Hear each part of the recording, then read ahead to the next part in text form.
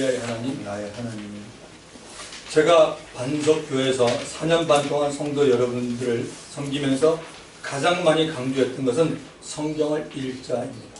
성경을 읽고 나의 눈으로, 성경을 읽으면서 나의 눈으로 보고 나의 귀로 듣고 하나님을 알고 주 안에서 나를 알자 하는 겁니다. 같은 시간에 같은 장소에서 함께 성경을 읽고 그 내용을 우리의 영으로 들을 수 있다면 이것보다 더 영적으로 좋은 일이 여러분 어디 있겠습니까? 한 장을 읽고 난 후에 그 장에서 중요한 부분과 반드시 기억해야 할 것을 우리가 짚고 넘어간다면 정말 성경을 통해서 아주 많은 영적 유익과 지혜를 얻게 될 것입니다. 저는 우리 반석 성도분들이 어디에 있더라도 마음에 저장된 성경 말씀을 꺼내서 묵상하고 상고할 수 있으면 좋겠습니다. 지난 월요일에 몇 년 전에 알았던 형제와 자매가 저에게 찾아왔습니다. 저녁 식사를 하고 커피를 마시면서 잠시 대화한 후 돌아갔습니다. 저는 다시 교회로 돌아왔고 제 사무실에 그 자매가 두고 간 선물 상자와 함께 작은 메모가 있었습니다. 그 메모를 보면서 제 마음이 많이 감동이 되었습니다. 그래서 지금 제가 이 메모를 여러분들에게 공개를 하고 싶습니다. 물론 제가 그 자매에게 며칠 전 승낙을 받았습니다. 이성태 목사님께, 목사님 안녕하세요. 저 지우예요. 저희를 알고 계실 수 있는데 지우로 이름을 개명했어요. 어느덧 저도 25살이 되었습니다. 목사님을 순복음 농교회 고등부에서 처음 뵙게 된 게 17살이었는데 벌써 시간이 이렇게 지났네요. 항상 연락드려 해야지 해놓고 이제야 찾아뵙는 거 정말 죄송하게 생각하고 있습니다. 목사님께서 당시에 설교하신 요한복음과 또 여러 강해 설교를 통해 예수님을 만나고 신학교까지 들어가게 되었고 이제 졸업만 앞두고 사역의 시작점에 있습니다.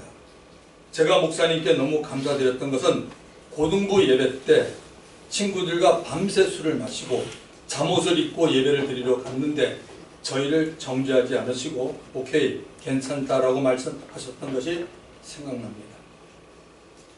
그래서 이후 설교에서 제가 청소년 아이들에게 이 얘기를 간증했고 신학생 학우들에게도 목사님 얘기를 하면서 철없던 나의 학창시절의 모습을 정죄하지 않으시고 오히려 받아주시고 맞이해 주셨던 목사님이 계셨는데 그분 덕분에 예수님을 만나고 교회라는 곳이 좋아지게 되었다. 나도 앞으로 그분과 같은 사역을 하고 싶다고 줄곧 얘기했었습니다.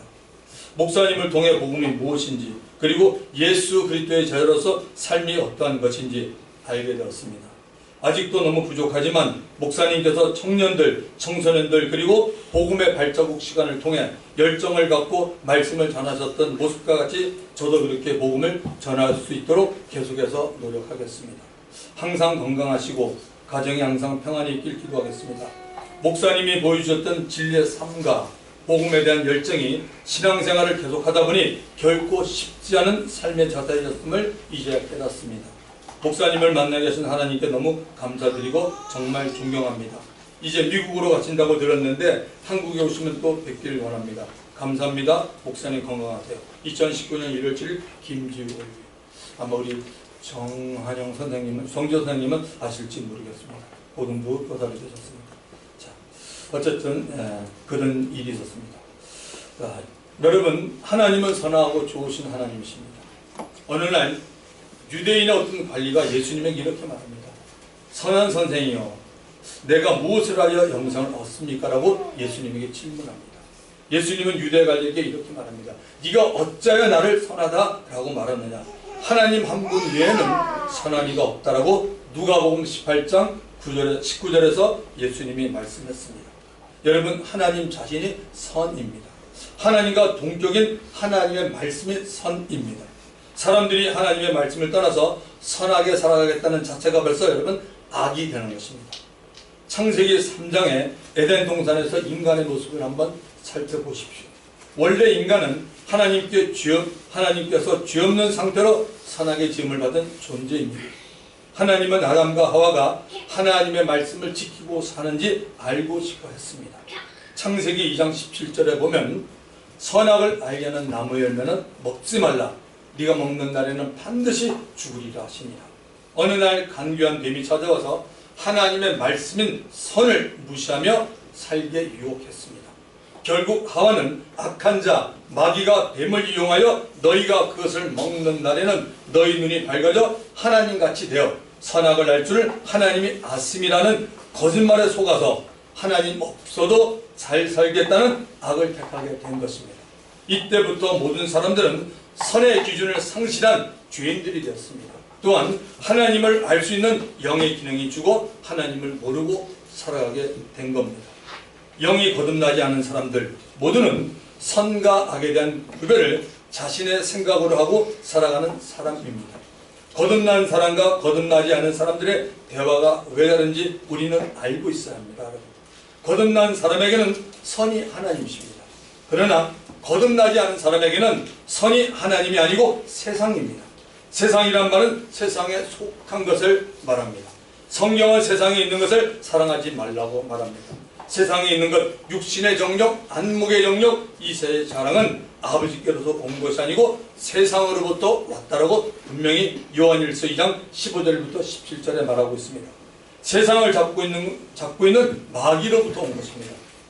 거듭난 사람은 예수 그리스도와 그를 보내신 하나님 아버지를 말하지만 거듭나지 않은 사람은 영적으로 눈이 감기고 귀가 닫혀 있어서 예수 그리스도를 말하지 못하고 세상을 말하고 있습니다. 오늘은 본문 말씀을 중심으로 방금 말씀드린 엘리야의 하나님, 나의 하나님에 대해서 좀 자세히 보도록 합니다. 말씀을 잘 이해할 수 있도록 지난주 토요일 날입니다. 성경 세미나 때 보았던 솔로몬과 연결시켜서 엘리야 시대 전까지 설명을 잠시 해드리겠습니다. 여러분 잘 아시는 대로 솔로몬의 말년이 하나님 보기에 너무나 안 좋았습니다. 이방신을 섬기고 이방 문화를 받아들여서 하나님이 가장 싫어하시는 우상을 섬겼습니다. 하나님이 솔로몬의 한 행동에 대해서 솔로몬의 아들 시대에 심판을 행했습니다. 그 심판은 이스라엘을 남과 북으로 갈라놓은 것입니다. 남쪽은 솔로몬의 아들 르호보암이 통치했고 북쪽은 여로보암이라는 솔로몬의 장수가 통치했습니다. 북왕국 이스라엘에 대해서만 보도록 합니다. 북이스라엘에서 엘리야와 엘리사가 나왔기 때문입니다. 자, 북이스라엘의 첫 번째 왕 여로보암은 하나님 앞에 엄청난 죄악을 행했습니다. 이 여로보암 왕의 죄악이 너무나 악해서 시대가 지나가고 이스라엘 왕들이 계속적으로 바뀌어도 이 여로보암의 지은 모든 죄의 원인이 되었다는 겁니다. 예를 들면 어떤 왕이 죄를 지었을 때 성경은 이렇게 말합니다. 여로보암의 모든 길로 행하여 여로보암의 죄를 따라 행하는 느밧의 아들 여로보암의 모든 길로 행했다라고 말합니다. 북이스라엘 왕들 가운데 여로보암이라는 이름을 가진 왕이 두 사람 있었습니다. 한 사람은 북이스라엘의 초대 왕 느밧의 아들 여로보암이었고 그는 22년을 통치합니다. 또 한 사람은 이스라엘 왕 요아스의 아들 여로보암으로 13대 왕이 되어 41년을 다스렸습니다. 그러면 도대체 북이스라엘의 초대 왕 여로보암이 지은 죄가 도대체 무엇이기에 이렇게 하나님이 계속적으로 이 사람의 죄를 지목합니까? 열왕기상 12장 25절부터 33절에 나와 있는데 이런 얘기입니다. 이 여로보암은 예루살렘에 가서 사람들이 하나님께 제사 드리는 것을 막기 위해서 두 금송아지를 만듭니다. 그리고 하나는 베델이라는 곳에 하나는 단에 둡니다. 이스라엘 사람들은 남쪽 예루살렘으로 하나님을 만나러 가지 못하게 막았고 단이나 베델에서 금송아지에게 하나님 대신에 경배하게 했습니다. 또한 하나님께 택함을 받은 레위 사람, 레위 집안은 원래 하나님께 택함을 받고 하나님의 일을 하는 사람들인데 레위 사람이 아닌 일반 평민을 여로보암 자기 마음대로 제사장으로 삼고 여호와의 절기도 마음대로 정하는 폐역한 죄를 범하게 되었습니다. 영적인 일에 한마디로 하나님의 말씀을 무시하고 자기 마음대로 한 것입니다. 자, 오늘 읽은 본문 1절을 보시면 길르앗에 우관한 자 중에 기센 사람 엘리야가 아합에게 말하되 내가 섬기는 이스라엘의 하나님 여호와께서 살아계심을 두고 맹세하노니 내 말이 없으면 수년 동안 비도 이슬도 있지 아니하리라 하니라. 우선 성령께서 우리에게 당시 시대 상황에 대해 알려주고 있습니다. 아합 시대입니다. 이 아합 시대에 이스라엘 백성들이 하나님을 어떻게 섬기고 있었는지를 보여주고 있습니다. 아합은 이스라엘의 7번째 왕이었습니다. 아합은 하나님 보시기에 이스라엘 왕 초대왕 느바세 아들 여로보암 같은 아주 악한 왕이었습니다. 아합이 잘못한 그 가운데 결정적으로 잘못한 일이 뭐냐면 부인을 잘못 선택한 겁니다. 여러분 아직 결혼하지 않으신 분들은 와이프를 잘 선택해요.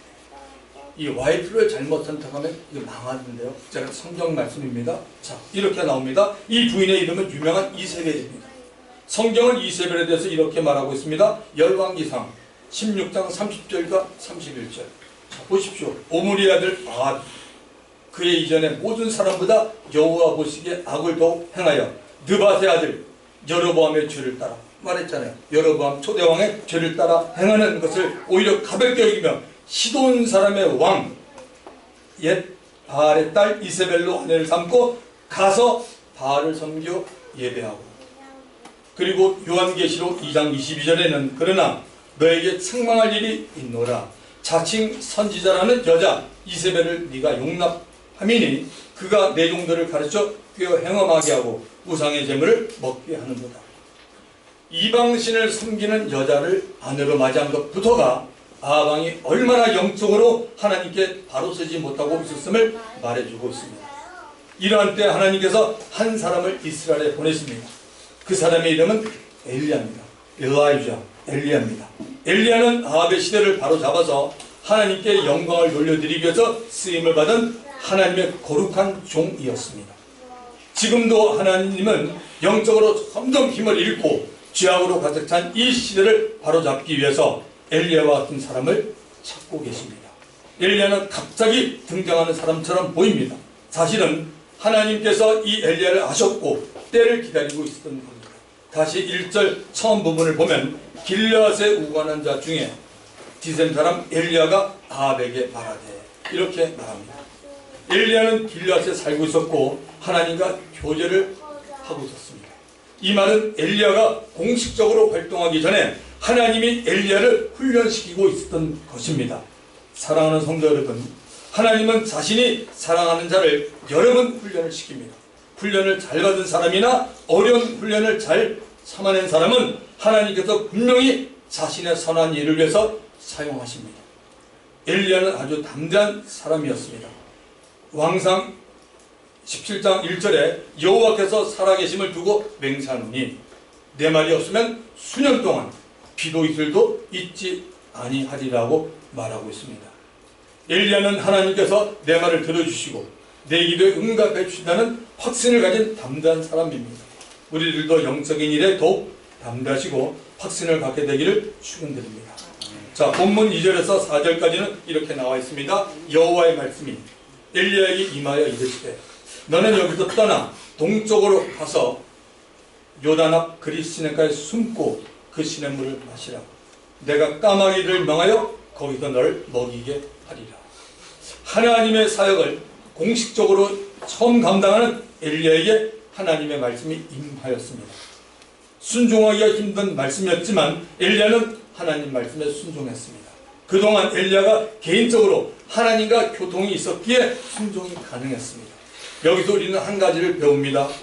그리스도인 가운데 누가 하나님의 말씀에 잘 순종합니까? 여러분이 한번 생각해보세요. 여러분은 많은 교회에서 우리 그리스도인들을 봤어요. 누가 순종을 여러분 잘합니까? 개인적으로 성령님과 교통하고 있는 사람이 순종을 잘합니다. 이 말은 영적으로 민감한 사람이라는 것입니다. 그러므로 이렇게 볼 수도 있습니다. 하나님은 모든 그리스도인 가운데서도 영적으로 민감한 자에게 사람의 눈으로 볼 때 어렵고 힘든 일을 맡겨주시는 겁니다. 그러므로 영적으로 민감한 자들은 더욱 믿음으로 살아가야 합니다. 지금 하나님이 엘리야에게 어렵고 힘든 일을 맡겼습니다. 엘리야가 할 일이 있습니다. 무엇입니까? 첫째는 길르앗을 떠나야 됩니다. 그리고 동쪽으로 요단을 향해서 가는 일입니다. 가만히 앉아있는 일이 아닙니다. 엘리야는 움직여야 돼요. 길르앗을 떠나고 동쪽으로 요단을 향해 가는 일입니다. 두 번째는 그릿 시냇가에 숨어 있어야 돼요. 그리고 그 시냇물을 마시는 일이 엘리야가 하는 일입니다. 엘리야가 하는 일이 사람의 눈으로 볼 때는 도저히 이해하기 힘든 일입니다. 그러나 분명한 사실은 엘리야에게는 하나님의 말씀에 순종하든지 불순종하든지 하는 문제만 남아 있었습니다. 하나님은 자신이 명령한 것에 대하여 사람들에게 설명해 주지 않습니다. 왜 그럴까요? 하나님은 여러분 전지전능한 분입니다.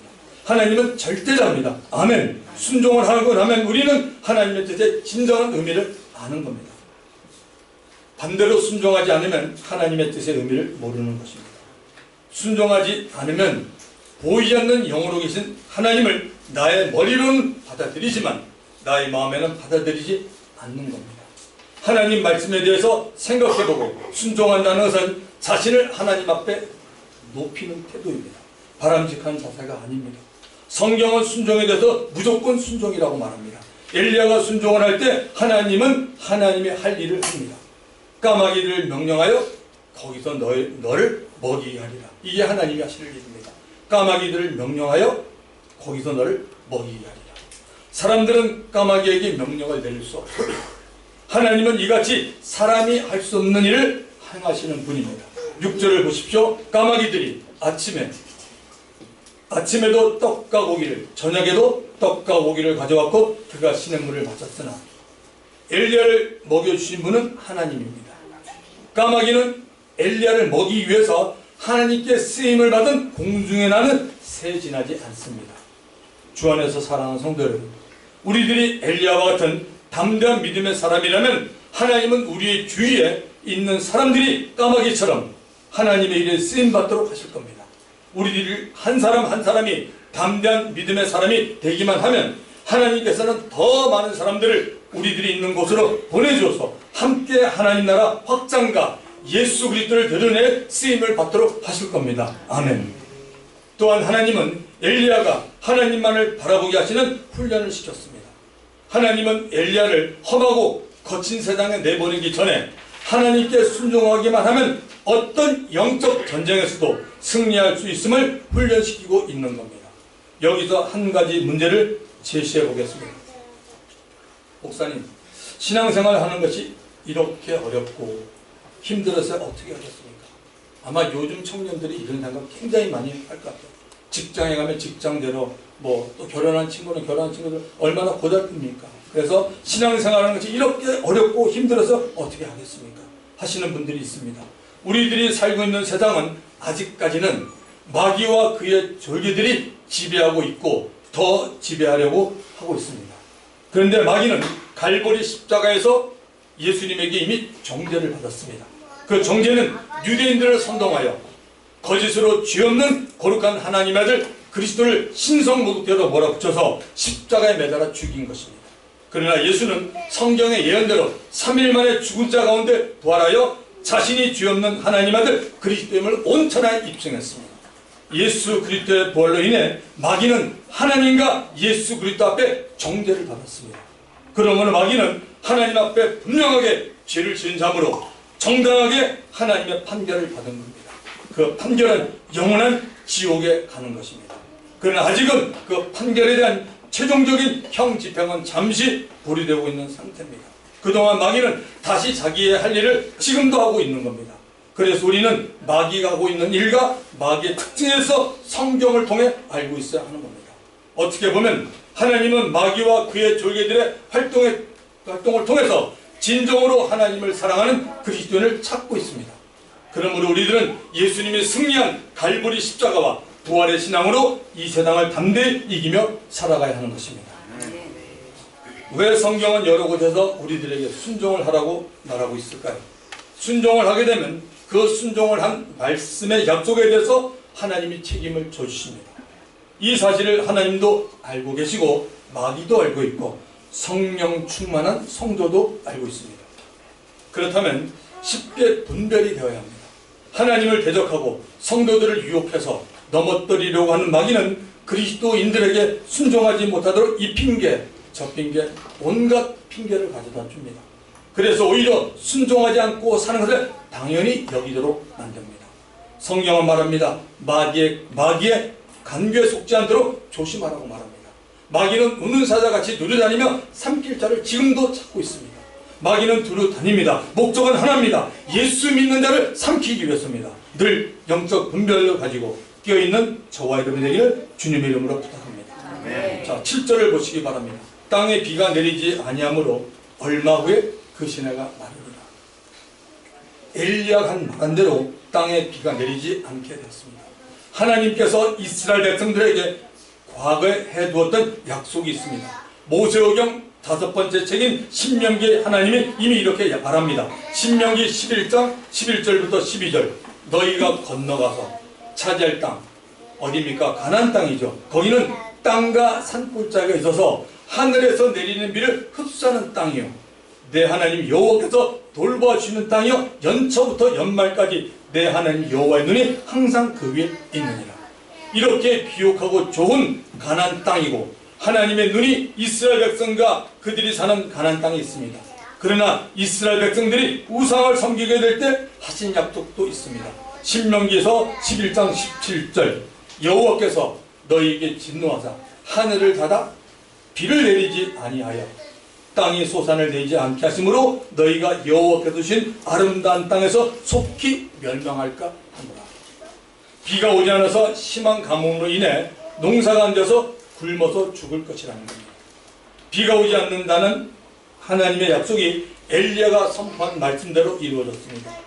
이 말씀을 영적으로 보면 이런 얘기죠. 땅은 저와 여러분 우리의 마음밭을 말합니다.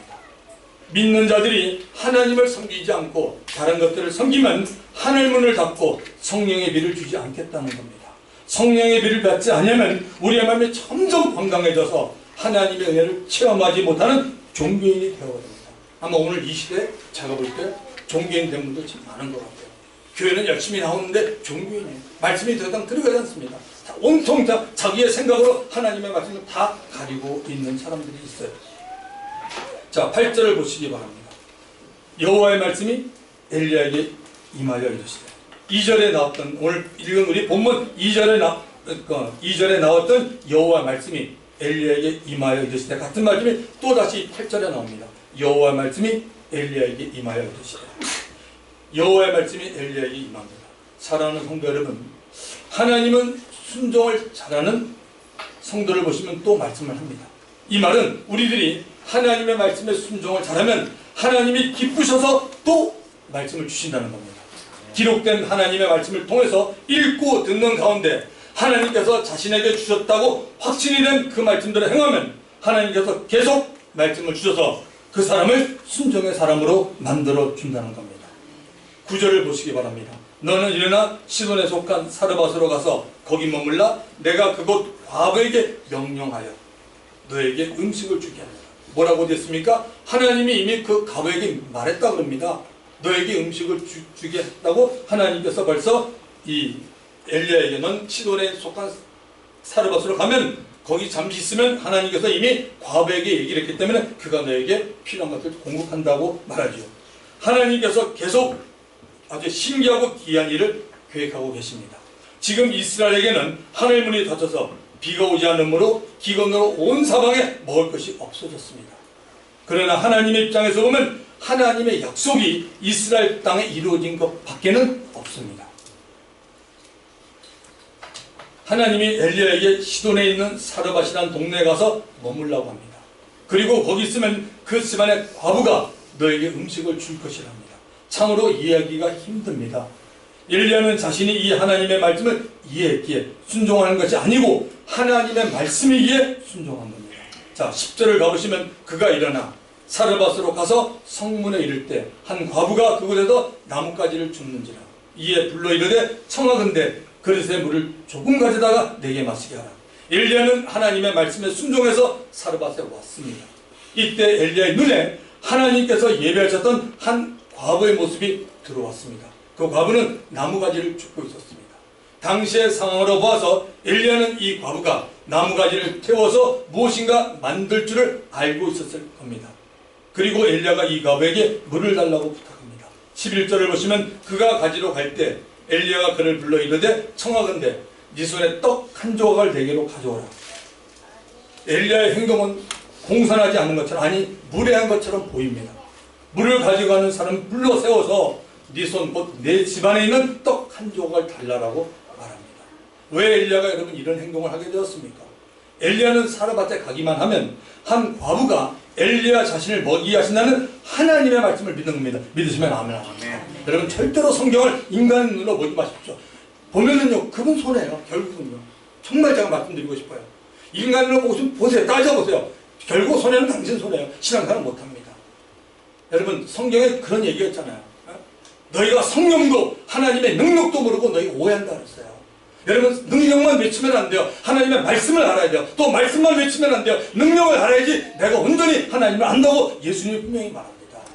그래서 우리가 양쪽을 다 알고 있어야 돼요. 기도 많이 하셔야 되고 말씀을 읽고 말씀도 많이 같이 아는 것이 그리스도인이지 한쪽만 하면 여러분 아닙니다.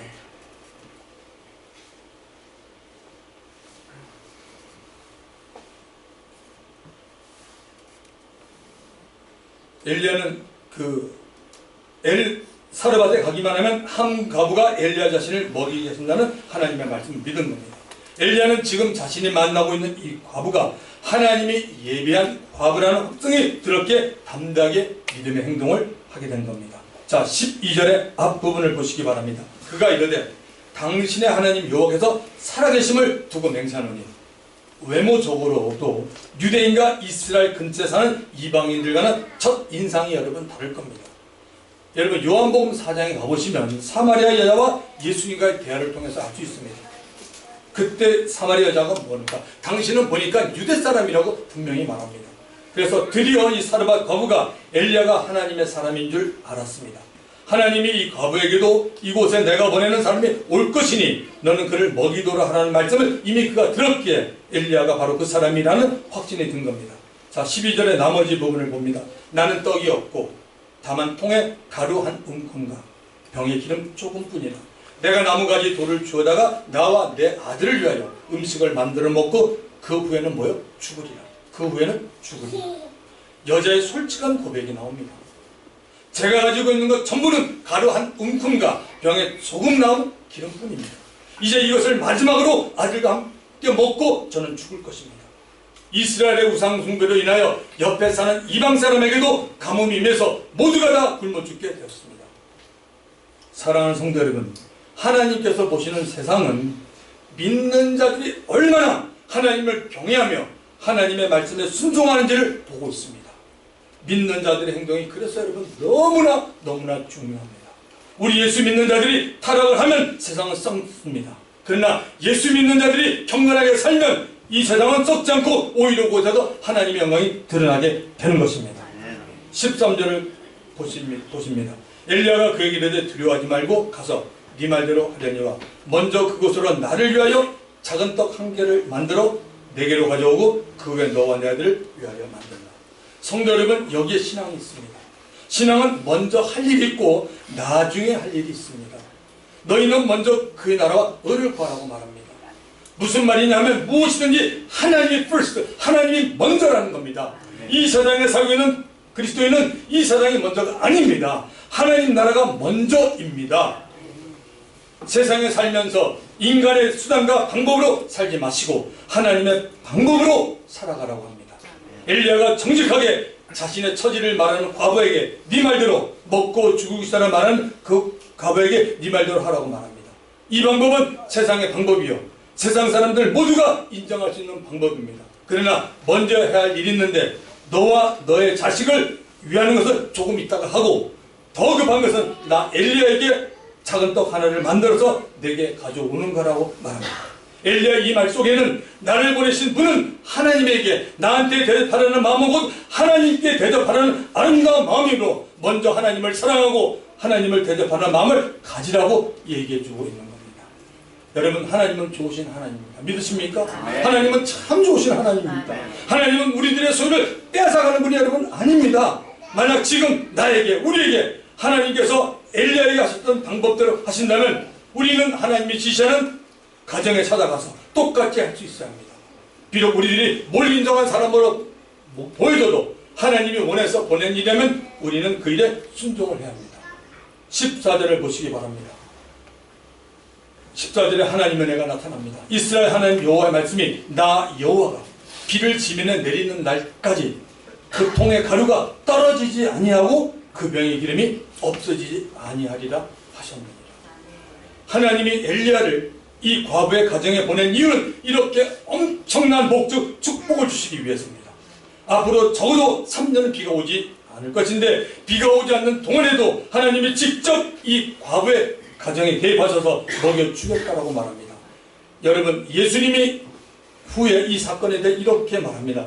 누가복음 4장 25절 26절에 보시면 내가 참으로 너희에게 이르노니 엘리야 시대 맞잖아요. 엘리야 시대에 하늘이 3년 6개월간 닫혀 온 땅에 큰 흉년이 들었을 때 이스라엘에 많은 과부가 있었지만 엘리야가 그중 한 사람에게도 버리심 받지 않고 오히려 시돈 땅에 있는 사렙다의 한 과부뿐이었다고 말합니다.